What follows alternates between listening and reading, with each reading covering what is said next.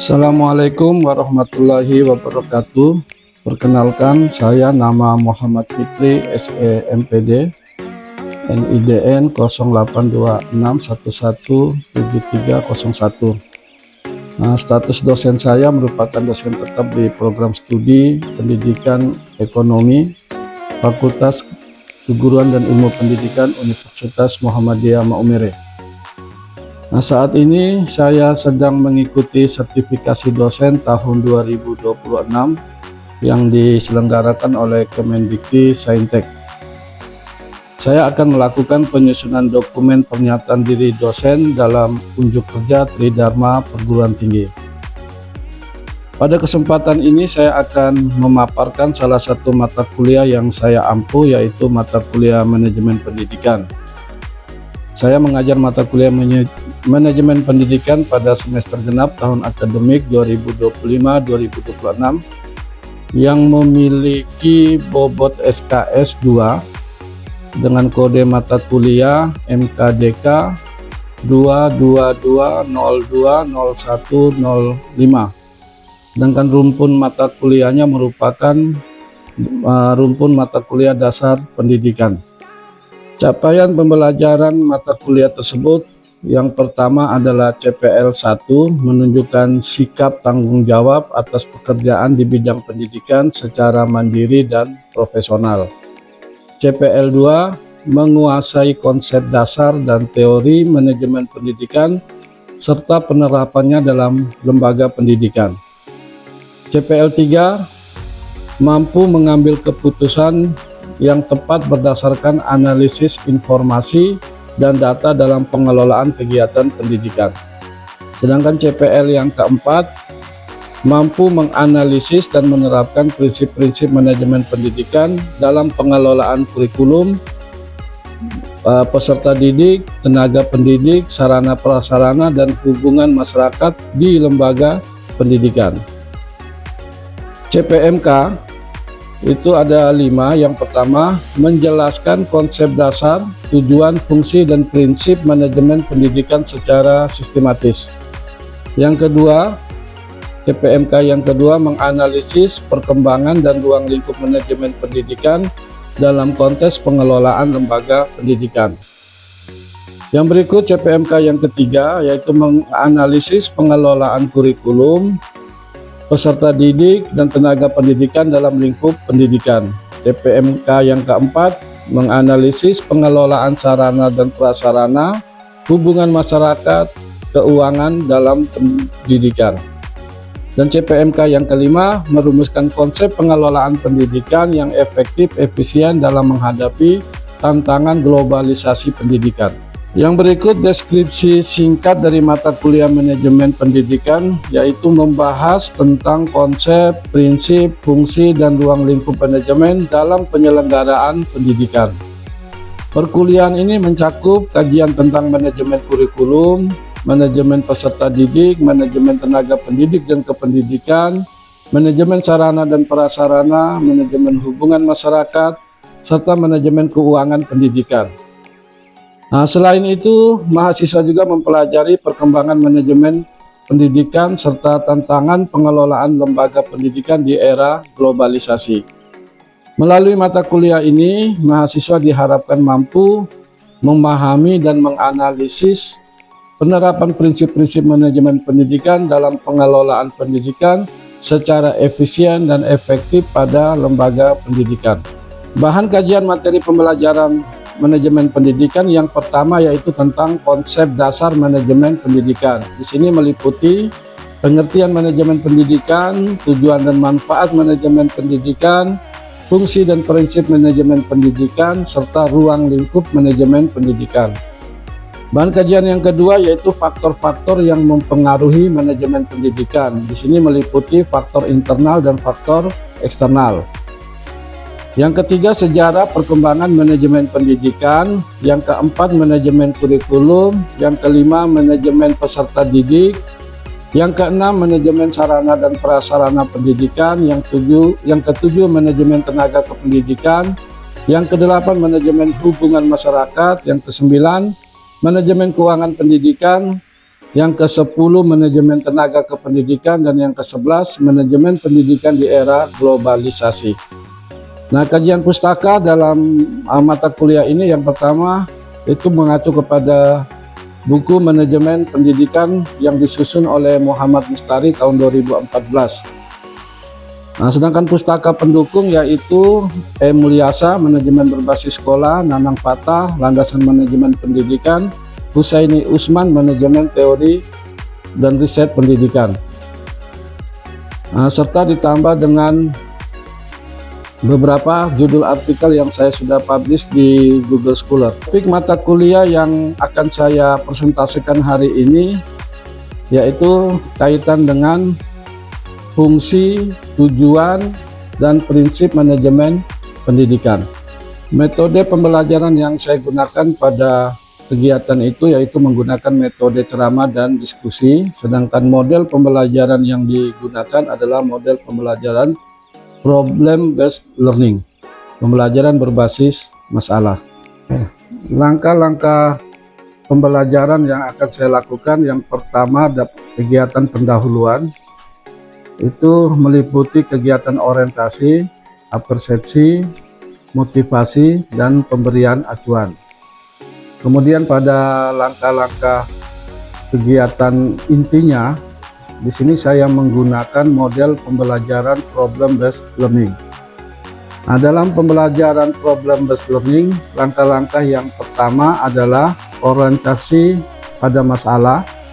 Yang kedua, mengorganisir mahasiswa untuk melakukan kegiatan pembelajaran. Yang ketiga, membimbing penyelidikan. Yang keempat, mengembangkan dan menyajikan hasil. Kelima, yaitu menganalisis dan mengevaluasi proses pemecahan masalah. Penilaian yang saya lakukan yaitu yang pertama kehadiran, kemudian tugas individu itu bobotnya 10%, kemudian kuis 10%, partisipasi 10%, ujian tengah semester 15%, UAS 25%, praktikum 10%, perilaku 10%, dan tugas kelompok 10%. 3 komponen penting dalam proses pembelajaran mata kuliah ini yaitu yang pertama delivery, yang kedua interaction, dan yang ketiga assessment. Berikut merupakan proses perkuliahan tatap muka di kelas. Assalamualaikum warahmatullahi wabarakatuh. Waalaikumsalam warahmatullahi wabarakatuh. Selamat sore, salam sejahtera untuk kita semua. Selamat sore.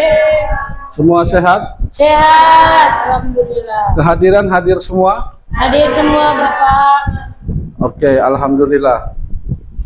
Baik, sebelum kita memulai pembelajaran hari ini, kita mulai dengan berdoa. Marilah kita berdoa sesuai dengan keyakinan kita masing-masing.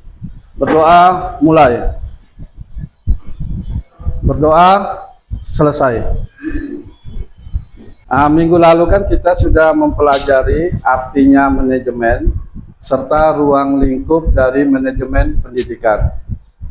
Mungkin ada yang mau menjelaskan apa sih arti manajemen secara umum sebelum kita masuk ke manajemen pendidikan.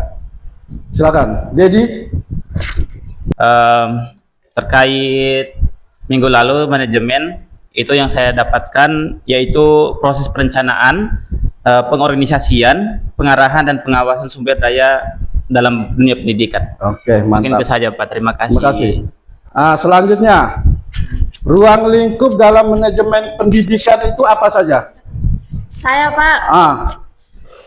Yang saya catat itu ada sarana prasarana, manajemen peserta didik, manajemen tenaga pendidik dan kependidikan, pembiayaan, dan humas. Oke. Nah, sekarang kita sebelum kita memulai ke materi, yang perlu kita ketahui tujuannya apa sih kita mempelajari ilmu atau materi tentang manajemen pendidikan. Nah, di sini kita sama-sama lihat yang pertama tujuannya adalah kita mampu menjelaskan tujuan pendidikan itu apa, manfaat pendidikan itu apa, kemudian prinsip-prinsipnya seperti apa. Yang kedua, kita mampu menjelaskan manfaat dari manajemen pendidikan. Yang ketiga, menjelaskan fungsi dari manajemen pendidikan. Dan yang keempat, kita mampu menjelaskan fungsi daripada manajemen pendidikan. Nah, manfaatnya apa? Nah, manfaatnya di sini kita lihat, ketika kita mempelajari manajemen pendidikan, maka kita akan mengetahui tujuannya yang jelas seperti apa. Nah, tadi kan sudah disampaikan ada beberapa hambatan seperti SDM, pembiayaan.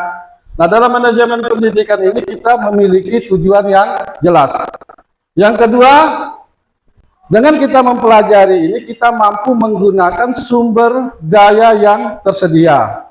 Contoh, ketika di sekolah ada guru tamatan dari pendidikan agama Islam, maka kita suruh dia mengajar mata pelajaran pendidikan agama Islam. Nah, kalau kita suruh dia mengajar pendidikan matematika, berarti kita belum memiliki kemampuan menggunakan sumber daya. Yang ketiga, dengan kita mempelajari manajemen pendidikan, kita mampu memberikan pelayanan kepada para peserta didik atau warga yang ada di sekolah. Dan yang keempat, dengan kita mempelajari ilmu manajemen pendidikan, kita mampu menciptakan lingkungan belajar yang kondusif, aman, tertib, nyaman. Dan yang terakhir, kita mampu meningkatkan kepercayaan dari masyarakat. Nah, materi yang akan kita diskusikan hari ini, itu ada 4. Yang pertama adalah tujuan manajemen pendidikan itu sendiri. Yang kedua, manfaat manajemen pendidikan. Yang ketiga, fungsi manajemen pendidikan. Dan yang keempat adalah prinsip-prinsip dari manajemen pendidikan. Nah, nanti ini saya bagi dalam 4 kelompok untuk mendiskusikan. Nah, kelompok 1 dipimpin oleh Ahmad, kelompok 2 dipimpin oleh Dedi, kelompok 3 dipimpin oleh Agustina Lewar, kelompok 4 Juraina. Ya. Nah, nanti tugasnya Anda menjelaskan apa sih tujuan manajemen pendidikan itu, kemudian apa saja atau indikator apa saja dari tujuan manajemen pendidikan. Sedangkan yang kedua menjelaskan arti atau makna dari manfaat dari manajemen pendidikan, kemudian manfaatnya apa saja, serta contoh konkret yang terjadi di lembaga-lembaga pendidikan. Yang keempat, fungsi manajemen. Nah, itu yang kita kenal dengan POA, Planning, Organizing, Actuating, dan Controlling. Dan yang keempat adalah prinsip. Nah, prinsip dalam manajemen pendidikan itu apa saja? Nah, nanti untuk yang pertama kelompok 1 tujuan, kelompok 2 manfaat, kelompok 3 fungsi, dan kelompok 4 prinsip. Oke, waktu nanti kita berikan 20 menit. Salah satu referensi yang bisa digunakan, ini ada artikel saya yang ada di Google Scholar, yaitu peran kepala sekolah terhadap kedisiplinan, yang kedua upaya kepemimpinan, sama strategi kepala sekolah. Nah, selain artikel yang saya punya, nanti bisa gunakan dengan artikel-artikel yang lain. Nah, ini semua linknya itu saya sudah kirim melalui Edlink. Nah, nanti bisa dilihat di Edlink. Nah, ini di tugas-tugasnya ini semua ada di Edlink ini. Nah, sekarang waktu saya berikan 20 menit untuk mendiskusikan tugas tersebut. Silakan. Kelompok 1 sudah? Kelompok 2, Dedi? Kita sama-sama mendengarkan presentasi dari kelompok 1 terlebih dahulu. Nah, nanti saya harap kelompok lain bisa menanggapi. Kelompok Horo? Horo. Jadi izinkan kami ada 6 poin terkait dengan tujuan pendidikan yang akan kami jelaskan pada kesempatan ini. Tujuan yang pertama, untuk mencapai tujuan pendidikan itu kita mengacu pada Undang-Undang 20 nomor 20 tahun 2003, khususnya pasal 3 terkait dengan seluruh kegiatan manajemen pendidikan diarahkan untuk mewujudkan tujuan pendidikan nasional, yaitu berkembangnya potensi peserta didik agar menjadi manusia yang beriman, bertakwa, berakhlak mulia, cerdas, kreatif, mandiri, dan bertanggung jawab. Nah, contoh penerapannya dalam sekolah ataupun perguruan tinggi, sekolah menyusun program pembentukan karakter dan budaya religius. Jadi tugas sekolah pembentukan karakter dan budaya religius di tingkat sekolah. Yang kedua, perguruan tinggi menyiapkan kurikulum yang mendukung kompetensi dan kepribadian lulusan. Selanjutnya, tujuan yang kedua, meningkatkan mutu pendidikan. Manajemen pendidikan bertujuan meningkatkan kualitas proses dan hasil pendidikan secara berkelanjutan. Contoh realitasnya, sekolah melakukan pelatihan guru secara rutin di setiap tahunnya. Terus kemudian kalau di perguruan tinggi melakukan evaluasi pembelajaran dan akreditasi program studi. Yang ketiga, meningkatkan efektivitas pembelajaran. Dalam hal ini, manajemen memastikan proses pembelajaran berjalan tepat sasaran, tidak asal-asalan, sesuai tujuan, dan memberi hasil yang optimal. Aplikasinya, guru menggunakan metode mengajar yang sesuai dan tepat. Yang kedua, dosen memanfaatkan media pembelajaran berbasis teknologi. Mungkin 3 poin pertama saya sampaikan, selanjutnya teman saya. Yang pertama, meningkatkan efisiensi pengguna sumber daya, yaitu menggunakan seluruh sumber daya manusia, dana, sarana, dan waktu informasi secara hemat, tepat, dan produktif. Nah, contohnya seperti apa? Sekolah menyusun anggaran sesuai prioritas kebutuhan. Terus, perguruan tinggi mengoptimalkan penggunaan laboratorium dan perpustakaan. Nah, yang terakhir, perguruan tinggi menyediakan fasilitas belajar dan belajar yang nyaman. Mungkin dari kelompok 1 hanya seperti itu saja dulu. Kami kembalikan. Ya, kelompok lain ada yang mau menanggapi, silakan. Saya izin bertanya. Kami dari kelompok 3 mau bertanya terkait bagaimana caranya meningkatkan penggunaan sumber daya. Baik, terima kasih atas pertanyaan kelompok 2. Pertanyaan tadi, bagaimana cara meningkatkan sumber daya? Berarti dalam sistem perekrutan kita harus bisa memastikan bahwa yang kita rekrut berdasarkan sumber kebutuhan yang dilakukan sekolah, berdasarkan ketersediaan sarana prasarana, sehingga kebutuhan itu bisa mencapai apa yang kita harapkan dari tujuan pendidikan itu sendiri. Terima kasih. Misalkan di dalam kita sudah masuk, misalkan guru itu sudah masuk di dalam lingkungan sekolah, maka kepala sekolah itu bisa mengadakan pelatihan kepada guru-gurunya, baik itu pengembangan teknologi, karena pembelajaran sekarang berbasis teknologi, kemudian kepala sekolah itu juga harus mampu menggunakan pembagian anggaran dengan tepat, seperti itu. Terima kasih. Tepuk tangan semua. Oke, sekarang kelompok 2. Siapa yang mau presentasi? Ya. Oke, baik. Terima kasih atas kesempatan yang telah diberikan kepada kami, kelompok 2, ya, yang dimana yaitu adalah manfaat dari manajemen pendidikan. Yang pertama, kegiatan menjadi terarah dan terencana. Setiap kegiatan pendidikan memiliki tujuan jelas, program terstruktur sistematis, dan pelaksanaannya sesuai dengan rencana sehingga mudah dikendalikan. Contohnya, sekolah menyusun RKT atau rencana kerja tahunan dan rencana kegiatan dan anggaran sekolah sehingga semua program berjalan dengan sekolah bersih, tertib, dan aman karena adanya aturan pengawasan serta kerjasama semua warga sekolah. Selanjutnya, mendukung akuntabilitas dan transparansi.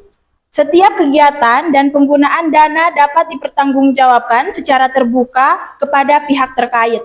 Contohnya, laporan keuangan dan kegiatan sekolah disampaikan secara terbuka kepada komite sekolah dan orang tua. Sekian dari kami, kelompok 2. Mungkin ada sanggahan dan pertanyaan dari kelompok lain, kami persilakan. Oke. Assalamualaikum warahmatullahi wabarakatuh. Perkenalkan, nama saya Zura dari kelompok 4. Saya ingin bertanya kepada kelompok 2. mengenai pernyataan yang pertama, di mana sekolah menyusun RKT, rencana kerja tahunan, dan rencana kegiatan dan anggaran sekolah. Pertanyaan saya, bagaimana ketika sekolah tersebut telah merencanakan suatu kegiatan di persekolahannya selama 1 tahun ke depan, namun ada perubahan sistem pembelajaran atau kegiatan pembelajaran yang akan dilaksanakan dari pemerintahan sendiri. Seperti itu. Maksud dari Arida tadi, sekolah sudah menyusun perencanaan, tetapi dalam perjalanan tiba-tiba ada perubahan peraturan seperti kurikulum. Nah, sekarang tindak lanjutnya seperti apa atau langkah apa yang diambil oleh pengelola pendidikan? Kelompok 2 silakan, siapa yang mau menjawab? Baik, terima kasih kepada kelompok 4 yang sudah mau bertanya terkait presentasi dari kami. Izin menjawab terkait soal tadi, di mana langkah awal yang harus kita ambil itu harus mensosialisasikan kembali kepada guru-guru terhadap perubahan, di mana tindakan yang diambil adalah menyesuaikan kembali perencanaan dengan kurikulum yang baru, melakukan koordinasi dengan guru dan pihak terkait, dan memberikan pelatihan jika diperlukan, serta merevisi perangkat pembelajaran agar tetap sesuai dengan tujuan pendidikan. Mungkin itu saja jawaban dari kami. Terima kasih. Bagaimana, jelas? Nah, sekarang kelompok 3 silakan mempresentasikan. Kami dari kelompok 3 akan menjelaskan tentang fungsi manajemen pendidikan. Yang pertama itu perencanaan, di mana perencanaan ini adalah program kerja, strategi, anggaran, jadwal, dan kebutuhan sumber daya sebelum kegiatan dilaksanakan. Contohnya itu adalah sekolah menyusun rencana kerja sekolah atau RKS, kalender akademik, RKA 5, dan target peningkatan prestasi siswa. Kemudian yang kedua yaitu pengorganisasian, di mana mengatur struktur organisasi, pembagian tugas, wewenang, tanggung jawab, serta koordinasi antar unit agar pekerjaan berjalan dengan efektif. Contohnya itu kepala sekolah membagi tugas kepada wali kelas, kepala sekolah membagi tugas kepada guru, wali kelas, bendahara, dan tenaga pendidikan sesuai kompetensinya. Yang ketiga, pelaksanaan atau penggerakan, yaitu menggerakkan atau memotivasi, membimbing, dan mengarahkan seluruh warga sekolah agar melaksanakan tugas sesuai rencana dan mencapai tujuan bersama. Terus yang terakhir yaitu penerapan, di mana memantau, mengevaluasi, membandingkan hasil dengan perencanaan, serta melakukan perbaikan apabila ditemukan penyimpangan. Sehingga di sini keempat ini fungsinya ini sangat saling berkaitan, jadi tidak boleh satunya tidak dilaksanakan, jadi empat-empatnya harus dilaksanakan dalam manajemen pendidikan atau yang terjadi di dunia pendidikan. Mungkin ada tambahan dari Ibu. Tambahan dari saya, dari keempat fungsi tersebut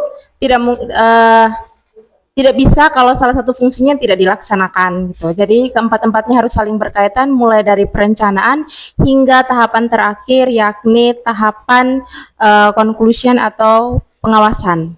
Nah, sekian dari kami. Mungkin ada teman-teman kelompok lain mau bertanya atau memberikan masukan.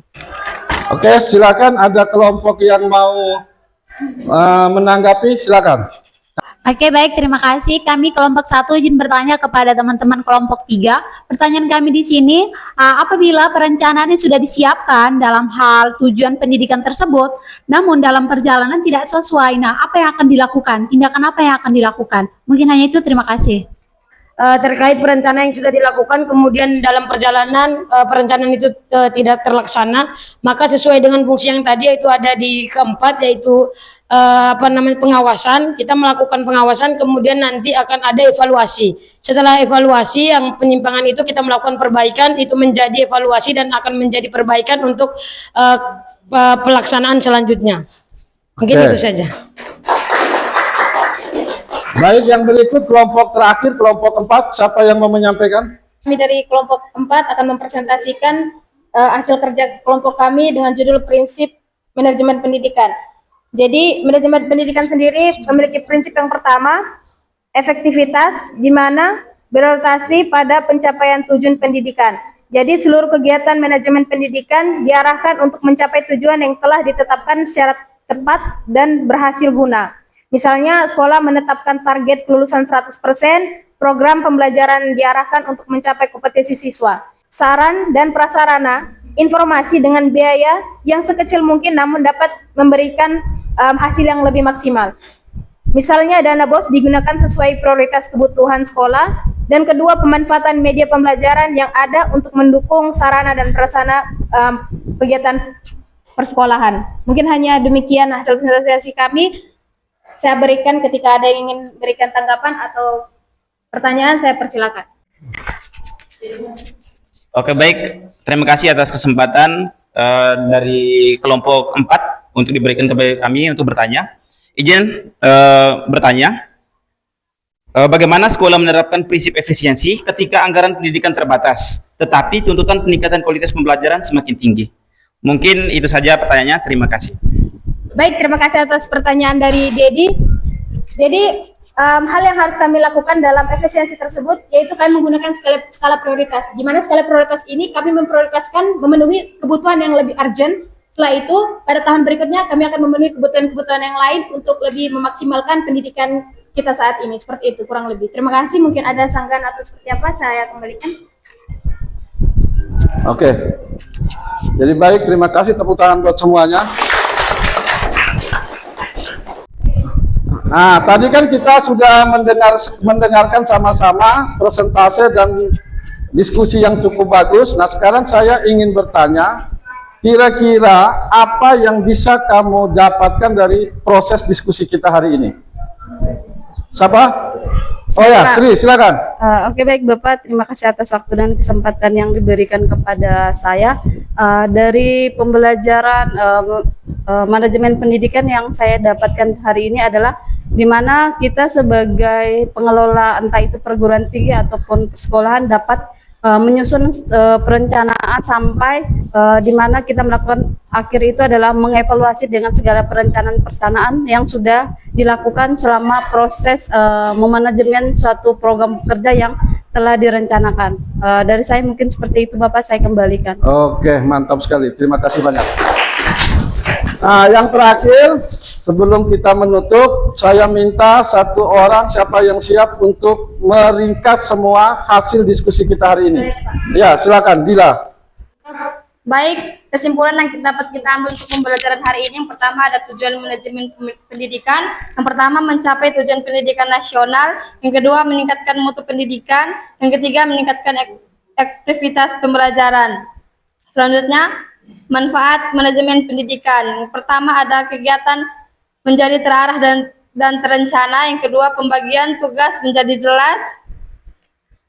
Selanjutnya ada fungsi manajemen pendidikan, pertama ada perencanaan, perorganisasian, pelaksanaan atau pergerakan. Yang terakhir ada prinsip manajemen pendidikan. Yang pertama ada aktivitas, yang kedua efisiensi, yang ketiga kerjasama, dan terakhir tanggung jawab. Sekian. Oke, tepuk tangan buat semua. Nah, sebelum kita akhiri, saya ingin memberikan tugas. Nanti tugasnya ini dikumpulkan melalui Edlink. Tugasnya tugas kelompok. Nanti saya minta teman-teman untuk meresum 4 artikel ini. Yang pertama, artikel tentang peran kepala sekolah terhadap kedisiplinan guru, upaya kepemimpinan kepala sekolah dalam meningkatkan mutu pendidikan. Yang ketiga, strategi kepala sekolah dalam meningkatkan mutu pendidikan. Kemudian yang berikut, yang kelompok 4, manajemen pendidikan Islam, konsep, fungsi, dan prinsip. Nah, jadi kelompok satunya nanti meresum tentang peran kepala sekolah, kelompok 2 upaya, kelompok 3 strategi, dan kelompok 4 manajemen pendidikan. Nah, di Edlink itu sudah tertera batas akhir tanggal 30 Juli tahun 2026 jam 24.00.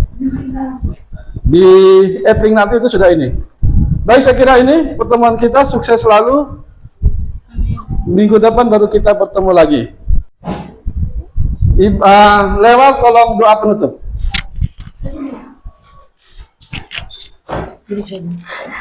Baik teman-teman dan Bapak dosen, marilah kita mengakhiri pembelajaran hari ini dengan berdoa. Izinkan saya memimpin doa secara Katolik. Doa dimulai. Doa selesai. Oke, saya kira demikian pertemuan hari ini. Kurang lebihnya mohon maaf. Assalamualaikum warahmatullahi wabarakatuh.